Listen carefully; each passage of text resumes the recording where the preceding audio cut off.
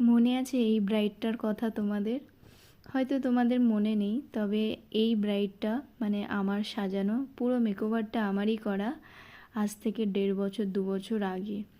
ওর নাম সাক্ষী। তো ওকে আমি বিয়ের মেকওভার দিয়েছিলাম। ও নন বেঙ্গলি, তো ও আমার কাছে সাজতে চেয়েছিল। তো ওর পুরো বিয়ের মেকআপ হালদি সব কিছু আমারই ছিল, রিসেপশন থেকে শুরু করে পুরো মেকওভারটা আমারই করা। তো এটা হচ্ছে ব্রাইডাল মেকওভারটা তোমাদের সাথে শেয়ার করছি। যেটা হয়েছিল যে আমি যখন ওকে পুরো রেডি করে আমি কিছু ভিডিও বা ফটো ক্লিপ নিচ্ছিলাম, তখন প্রচণ্ড তাড়াহুড়োর লেগে গেছিলো। কারণ ওর যে ফটোগ্রাফারদের বলে রেখেছিল তারা এসে অন্তত 2-3 ঘন্টা বসেছিল।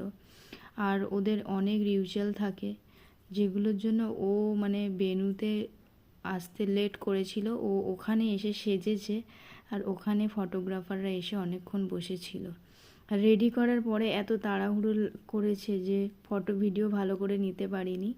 তো একদম বিয়ের লাস্টে যখন ফটোশ্যুট হয়ে যায়, ওর বিয়ে হয়ে যায়, তখন আমার কিছু ভিডিও ফটো আমার ফোন থেকে ও তুলতে দিয়েছিল।